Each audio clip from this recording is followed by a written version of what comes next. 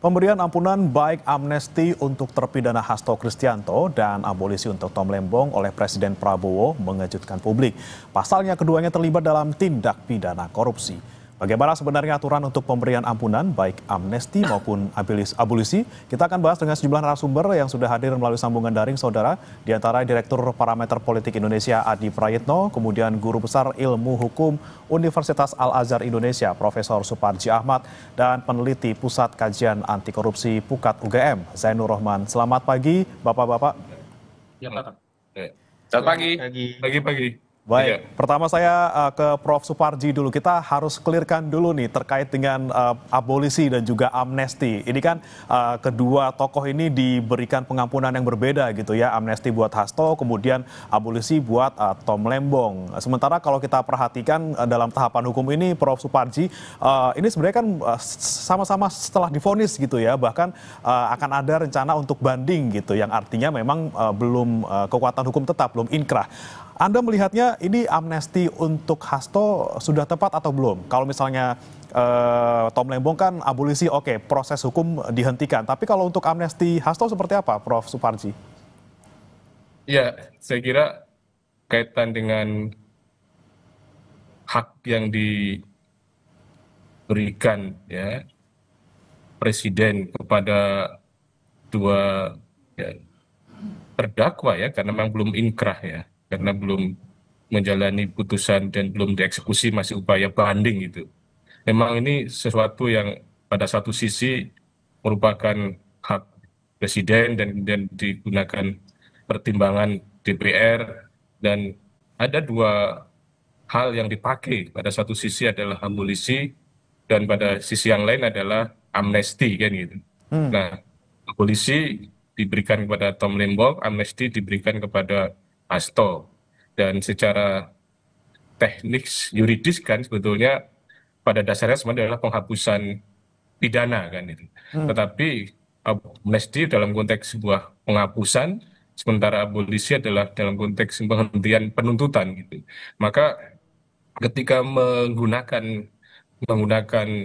amnesti sebagai bentuk penghapusan pidana kepada Hasto, ini kan ada kemungkinan gitu ya, ada kemungkinan bahwa atau ada pertimbangan hukum karena dianggap pemenuhan unsurnya gitu ya, ada pidananya, sehingga kemudian dihapuskan pidananya, dalam arti bahwa memang dalam proses hukum terbukti gitu perbuatannya terbukti.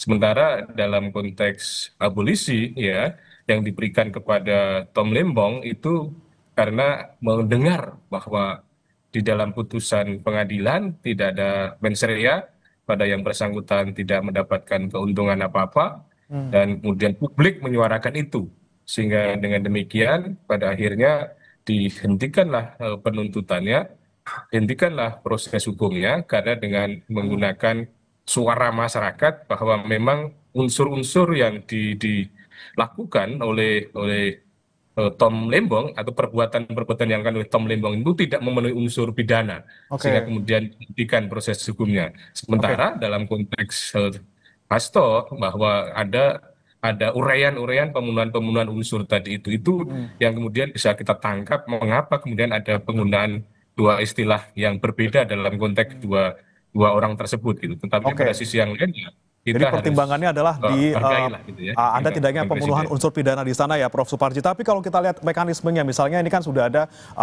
persetujuan dari DPR gitu ya, kemudian tinggal nunggu kepresnya. Apakah untuk kedua orang ini, terdakwa ini, baik Lembong maupun Hasto, bisa langsung pasti bebas atau memang nanti ada mekanisme lain yang kemungkinan akan membatalkan amnesti ataupun abolisi?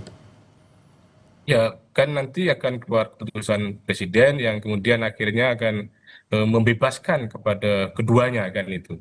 Dan apakah kemudian nanti akan ada upaya lain itu?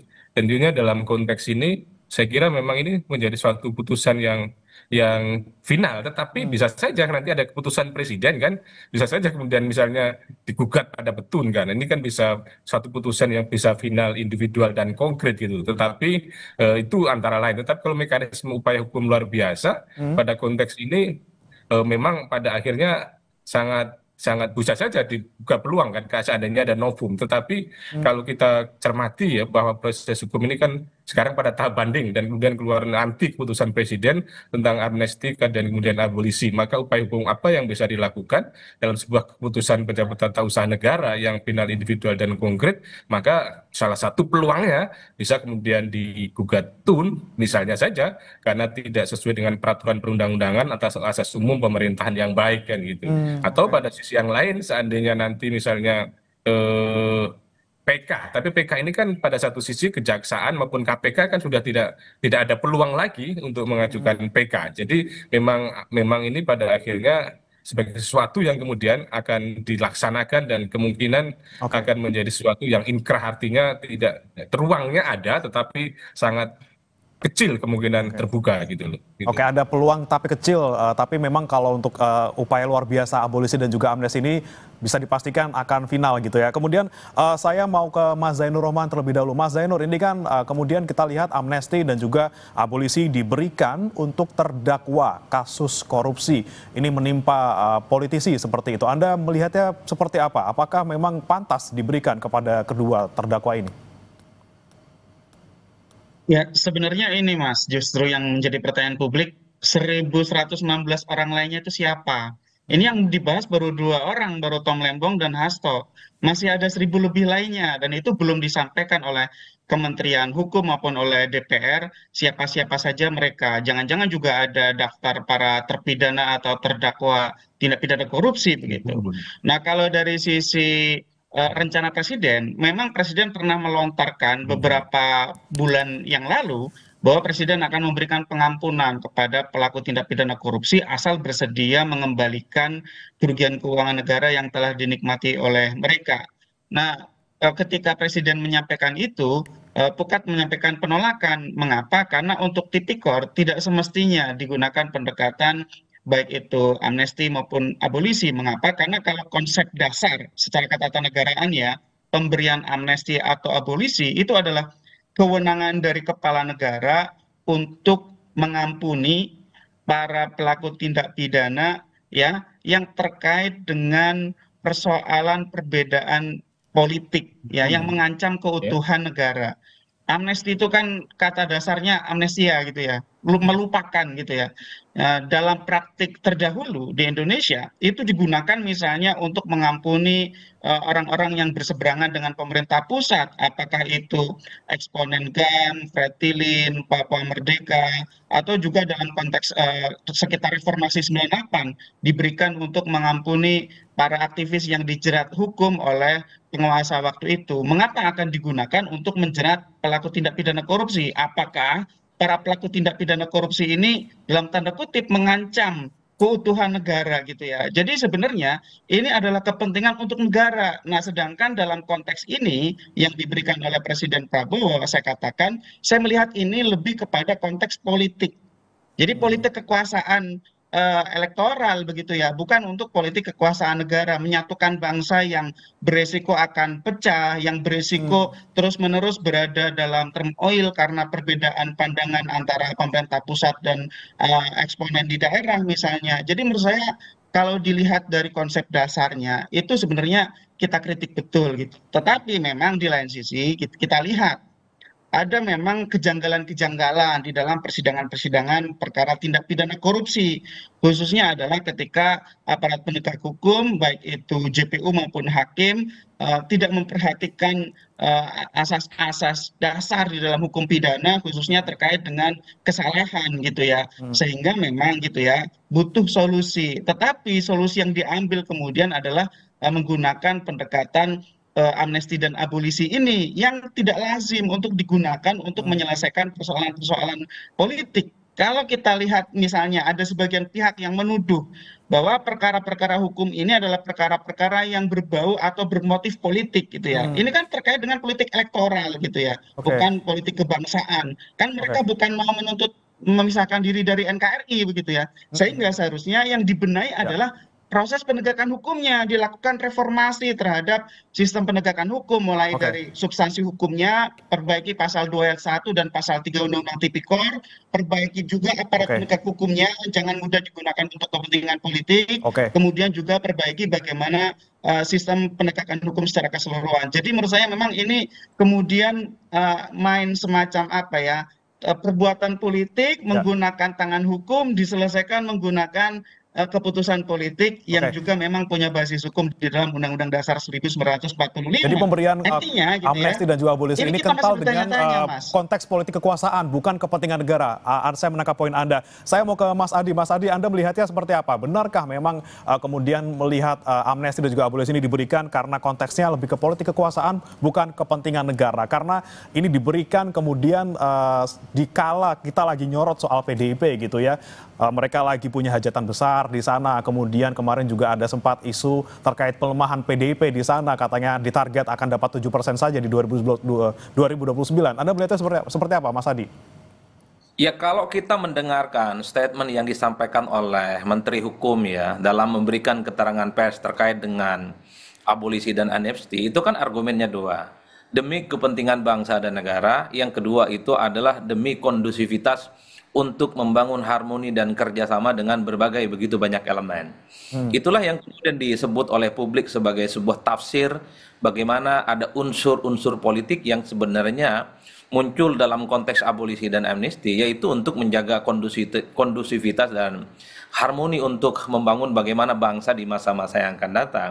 Apalagi misalnya kita tahu bahwa persoalan Tom Lembong sama Hasto, saya kira ini adalah dua kasus yang dinilai merupakan salah satu yang cukup membetot perhatian publik secara serius. Dalam konteks Tom Lembong misalnya kan tidak ditemukan mensrea. Ada indikasi-indikasi bahwa hakim yang melakukan penindakan itu, penuntutan itu dianggap tidak sesuai dengan kaidah-kaidah keadilan. Begitupun misalnya dalam kasus Pak Hasto yang saya kira cukup panjang, begitu banyak demonstrasi termasuk juga dukungan-dukungan kepada Hasto, karena dalam sidang-sidang sebelumnya misalnya itu tidak ditemukan ada unsur-unsur pidana, meski KPK telah memutuskan sebuah putusan yang tidak bisa dibantah. Jadi dua persoalan ini yang memang dalam banyak hal yang kita tahu beberapa waktu yang lalu, kan banyak tuh supaya pemerintah mengintervensi dan ikut campur untuk memberikan rasa keadilan. Nah hari ini kita mendengarkan secara terbuka bagaimana pemerintah sudah memberikan amnesti dan abolisi kepada dua orang, salah satunya di antara begitu banyak yang diberikan amnesti dan abolisi, yaitu tadi untuk menjaga bagaimana harmoni dan kondusivitas. Bahkan kalau kita membaca korespondensi secara historis misalnya, Pak SBY juga sempat memberikan amnesti kan tahun 2005 kepada kombatan BAN, tentu untuk menjaga bagaimana perdamaian ya yang ada di Aceh, dan hingga hari ini kita juga tahu bagaimana GAM itu juga menjadi bagian NKRI yang tidak bisa dipisahkan. Di Amerika Serikat dulu ada yang disebut dengan Presiden Gerald Ford ya, yang juga memberikan amnesti bagi penolak wajib militer di era pemerintahan di Perang Vietnam. Begitupun Nelson Mandela, kan kita juga ingat dia membentuk semacam Truth and Reconciliation Commission untuk memberikan ruang semacam pengakuan dan ampunan demi menutup luka supaya kasus apartheid itu tidak melahirkan dendam yang cukup luar biasa. Jadi secara kesimpulan sebenarnya kalau ini mau ditafsirkan secara politik, tentu untuk menjaga harmoni dan kondusivitas, terutama terkait dengan kasus-kasus hukum kepada orang-orang tertentu yang dinilai kasusnya itu dianggap kontroversial, tidak melahirkan keadilan, dan itu tujuannya adalah semuanya supaya bisa guyup dan bisa kerjasama. Tapi Mas Kan itu Adi, yang bisa dilakukan punten oleh Mas publik. Adi, saya potong Mas Adi, tapi kan ada juga pernyataan yang menggelitik dari Menteri Hukum yang mewakili pandangan Pak Prabowo bahwa alasan pemberian amnesti dan juga abolisi ini terkait dengan kerjasama kolektif termasuk dengan seluruh elemen politik. Terlebih setelah kemudian ada kemarin diberikan persetujuan oleh DPR, Pak Sufmi Dasko, Wakil Ketua DPR kita, kemudian memposting foto bersama dengan sejumlah tokoh. Ada Mensesnek di sana, Prasetyo Hadi yang juga orang Gerindra, kemudian bersama Bu Mega, bersama Mbak Puan gitu ya, ada Prananda juga di sana. Ini kan kita nggak bisa pungkiri ada sesuatu di sana, Mas Adi. Ya memang politik kita kan politik harmoni, Mas. Yang diberikan amnesti dan abolisi itu adalah kasus yang selama ini memang mengandung kontroversi dan perhatian publik secara serius. Ya terlepas dari kontroversinya yang cukup panjang, kasus Hasto ya bagi para pendukungnya ini persoalan politik, bukan persoalan hukum. karena unsur hukumnya katanya itu dipaksakan dan seterusnya. Artinya apa? Hal-hal yang semacam ini ketika kemudian lahir abolisi dan amnesti termasuk untuk Pak Tom Lembong kan publik sederhana. Ini kan ingin mengakhiri pembelahan publik yang selama ini muncul ekstrim. Apapun judulnya terkait dengan Tom Lembong yang berteriak tentang mencari keadilan itu adalah pendukungnya Anies Baswedan Oke. yang disebut dengan anak-anak Abah. Ketika ada kasus Hasto yang kemudian membetot perhatian publik, itu kan para pendukung Hasto, kader-kader PDIP di berbagai tempat Ya. juga menuntut keadilan. Makanya ketika ini kemudian dimunculkan inisiatif dari pemerintah disetujui DPR soal amnesti dan abolisi, itu dianggap sebagai sebuah bagaimana membangun jembatan komunikasi politik, membangun harmoni dan kerjasama. Apalagi kan pada saat yang bersamaan dalam waktu berdekatan, kita mendengarkan bagaimana PDIP Ya. memerintahkan kepada seluruh kadernya untuk mendukung penuh program yang dimiliki oleh pemerintahan saat ini. Jadi sulit sebenarnya untuk menghilangkan kesan kepentingan politik, yaitu politik harmoni, politik kerjasama, dan politik guyup antar berbagai elemen-elemen Oke. supaya tidak ada fragmentasi Baik. dan tak ada lagi pembelahan-pembelahan yang ada di negara. Oke, tapi Itu yang pertanyaannya kemudian Mas Adi, apakah kemudian dengan adanya foto dari Pak Dasko kemarin dan juga kita lihat bagaimana kemudian peta-peta partai dan juga kekuasaan eksekutif dan juga legislatif di sana bertemu, apakah ini menandakan PDIP bakal bergabung di koalisi dan kemudian apakah memang terjadi check and balances yang benar di proses hukum ataupun di lembaga hukum kita terkait dengan pemberian Prof. Suparji lagi nih, Prof. Suparji ini kan kita tidak bisa pungkiri di sana kental sekali unsur politis seperti itu ya, dan kemudian ketika kita melihat mungkin foto dari Sufmi Dasko Ahmad di Instagram yang barusan diposting setelah adanya persetujuan itu, kemudian kita lihat di sana ketua DPR-nya PDI Perjuangan, kemudian wakil ketua DPR-nya juga dari orang Gerindra seperti itu. Anda melihat ini ketika ada pengajuan amnesti dan juga abolisi sangat gampang untuk bisa disetujui. Kemudian bagaimana fungsi check and balances yang seharusnya ada di sana? Ya itulah arti sebuah kekuasaan kan gitu. Siapa yang berkuasa itulah yang kemudian bisa menentukan. Dan ini akhirnya kan menyebabkan ada pembenaran itu jadi malu belajar hukum gitu. Jadi malu mengajarkan ilmu hukum gitu. Karena sesuatu yang bersifat teoritis pada akhirnya tidak sama dengan apa yang di prakteknya gitu. Dan ini kan menjadi sesuatu yang kemudian akhirnya benar-benar menjustifikasi dan mengeneralisasi hukum itu adalah produk politik gitu lah. Bahwa kalau hukum produk politik pada konteks misalnya pembentukan peraturan perundang-undangan sampai kemudian akhirnya putusan pengadilan pun direvisi dengan satu kekuatan politik. Jadi menurut saya ini adalah sebuah catatan yang harus kemudian dipertanggungjawabkan dalam sejarah gitu loh.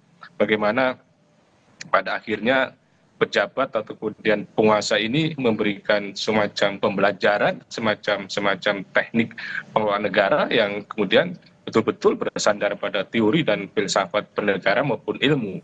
Nah, pada sisi yang lain kalau kita cermati bahwa memang akhirnya kan ini sebuah barter kan gitu loh. Sebuah barter politik kan gitu. Barter antara kepentingan politik dan barter antara keputusan hukum gitu. Bahwa akhirnya kan negosiasi sebuah transaksi dukungan politik dan pembebasan terdakwa tadi itu. Jadi menurut saya ini adalah sebuah mekanisme yang sebetulnya tidak sesuai dengan fitrah dari abolisi dan amnesti itu, yang pada dasarnya demi kepentingan umum yang lebih besar kan gitu. Mungkin saja ini bisa dijustifikasi memang bangsa dan negara butuh kerjasama, butuh kolaborasi, butuh koalisi besar. Akhirnya jangan sampai ada oposisi, semuanya akhirnya dirangkul, dan syaratnya merangkul adalah adanya pembebasan tadi itu.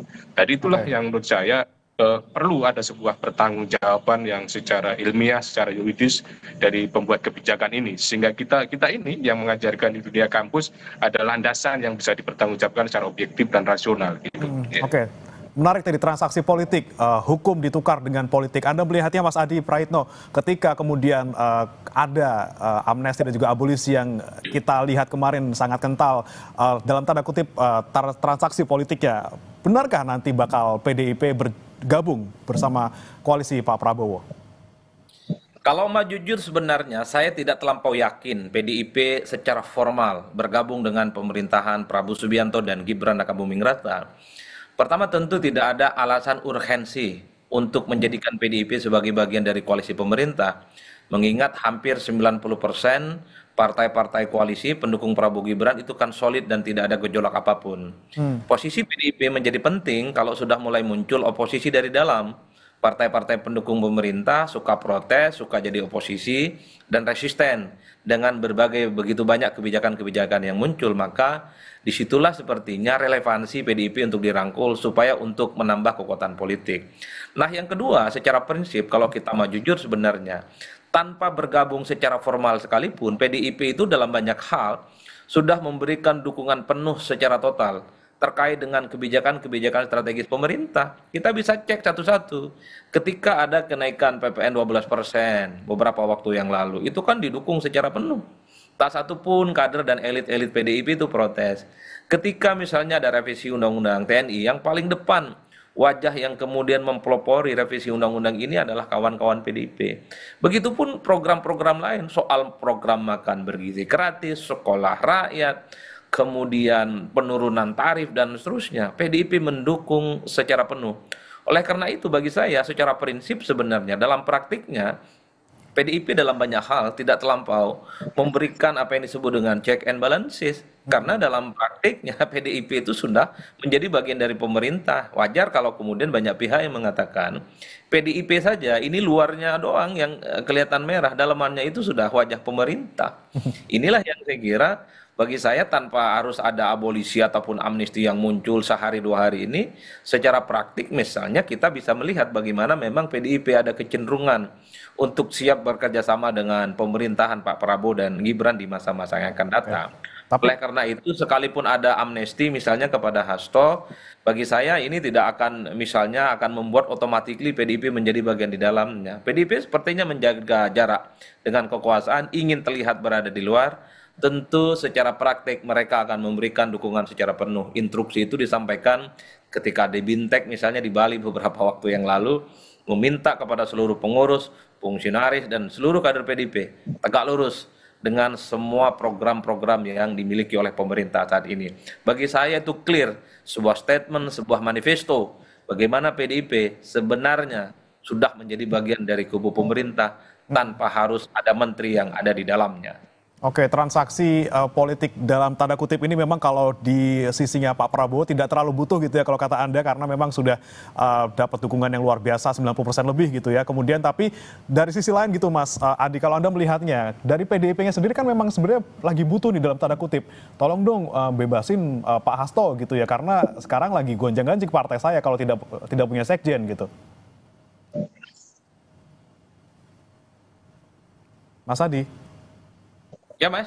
Ya Mas Adi, kalau Anda melihat kepentingan yang lebih besar sebenarnya ada di PDIP ketika ada transaksi dalam tanda kutip transaksi politik ini, ketika kita lihat pemerintah memberikan amnesti kepada Pak Hasto. Memang yang lebih butuh tuh PDIP-nya atau seperti apa Mas Adi? Ya kalau mau jujur sebenarnya ini semacam mutual interesting, sama-sama membutuhkan supaya tidak ada ekses-ekses negatif yang mengarah kepada dua belah pihak. Kalau kita mau jujur Mas, persoalan kasus Hasto ataupun Tom Lembong ini kan yang disalahkan adalah pemerintah. Sekalipun umur pemerintah hari ini kan seumur jagung, baru sebatas 10 bulan. Dan yang dalam banyak hal-hal yang terkait dengan peristiwa hukum itu kan dikaitkan dengan pemerintahan sebelumnya. Tapi kan pemerintahan saat ini tidak berhenti, terus dikritik, terus dibully. Dan bahkan misalnya diminta untuk melakukan intervensi terkait dengan persoalan Tom Lembong ataupun Hasto karena dinilai tidak memenuhi unsur keadilan. Itulah yang sepertinya ingin dihindari. Hal-hal yang selama ini viral di kalangan publik dan kebetulan kasus dua figur ini kan membetot perhatian publik karena dianggap sebagai dua faksi dalam Pilpres 2024 yang lalu. Sementara pada saat yang bersamaan harus kita juga akui Pak Hasto ini per hari ini itu masih sekjen PDIP. PDIP hanya ingin memberikan pesan bahwa Hasto itu adalah bagian dari salah satu denyut nadi dan jantung kekuatan politik mereka. Jadi sekalipun sudah ditetapkan sebagai tersangka, Pak Hasto itu tidak pernah diganti posisinya. Tidak ada PLT yang menggantikan posisi sekjen di PDIP. Ini kan menegaskan bahwa persoalan Hasto adalah persoalan PDIP. PDIP menjadikan persoalan Hasto itu bukan persoalan hukum, tapi murni persoalan politik yang harus dicarikan bagaimana jalur keluarnya untuk mendapatkan keadilan. Ada simbiosis mutualisme ya antara pemerintah maupun PDIP. Ya, Tapi tidak perlu bergabung gitu Mas Adi ya? Ya tidak harus perlu bergabung. Sepertinya PDIP masih jaim untuk menjadi bagian dari pemerintah ya secara formal. Ya. Tapi secara prinsip, secara praktik, saya hakul yakin kalau kita melihat rekam jejak selama 10 bulan, PDIP sudah memberikan dukungan secara penuh terkait dengan program-program strategis pemerintah dan itu yang terjadi. Oke, baik. Saya ke Mas Zainur lagi. Mas Zainur, ini kan lagi-lagi kita menyoroti adalah upaya hukum luar biasa, tindakan hukum luar biasa diberikan untuk dua terdakwa kasus luar biasa yang mana korupsi gitu ya. Dan lagi-lagi unsur politik di sini kental adanya, kita lihat bersama-sama jelas di depan mata gitu ya. Kemudian ke depannya gimana nih Mas Zainur? Kalau misalnya Pak Prabowo bilang punya janji untuk memberantas korupsi, tapi dengan kemudian memberikan amnesti dan juga abolisi kepada dua terdakwa korupsi, ke depannya seperti apa? Ya, yang pertama kan dari prinsip equality before the law ya, bahwa ada persamaan di hadapan hukum sebagaimana Undang-Undang Dasar 1945. Dengan pemberian amnesti dan abolisi kepada 1.000 orang lebih itu kan artinya dikesampingkan. Nah, dikesampingkan prinsip persamaan di depan hukum. Bagaimana dengan perasaan para terdakwa dan terpidana lainnya? Apakah itu terdakwa dan terpidana tipikor atau tindak pidana yang lain? Apalagi ada sekian banyak misalnya aktivis di bidang agraria yang terjerat kasus hukum, aktivis lingkungan, orang-orang yang mempertahankan ruang hidupnya, masyarakat hukum adat, itu kan banyak sekali yang berkonflik ya, berkonflik dengan perusahaan, berkonflik dengan pemerintah, bahkan ada yang berkonflik dengan militer misalnya gitu ya, terkait dengan perebutan lahan misalnya. Bagaimana perasaan mereka ketika kemudian ada orang-orang memiliki kasus politik kemudian diberikan amnesti dan abolisi.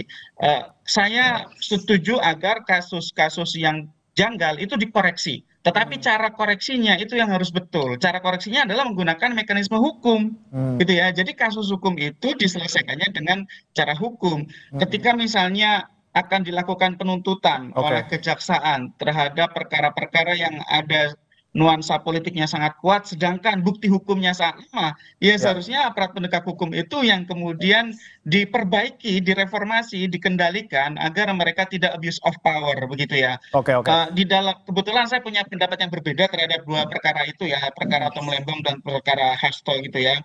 Kalau perkara Tom Lembong saya berpendapat memang mens reanya tidak terpenuhi. Tapi kalau dari awal, mohon maaf saya berbeda dengan banyak orang, untuk kasus Hasto itu, untuk kasus penyuapannya memang ada di sana ya, ada kasusnya begitu ya. Dari tahun 2020 kita sudah berteriak agar itu diproses hukum gitu ya. Jadi sebenarnya bagaimana dengan kemudian ketika ada kejanggalan tidak harus dengan lagi-lagi upaya hukum luar biasa yang dilakukan, tapi lagi-lagi harusnya mekanisme hukum yang di sana yang berjalan gitu Mas Zainur ya.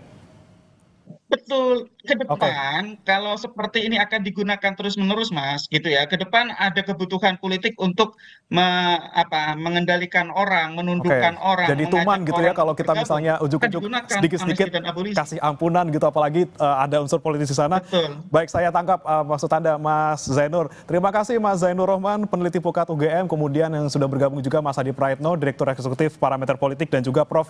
Suparji Ahmad, Guru Besar Ilmu Hukum Universitas Al-Azhar sudah bergabung bersama kami di Sapa Indonesia Pagi. Kita lihat nanti seperti apa ke depannya. Selamat pagi Bapak-Bapak. Pagi. Selamat pagi.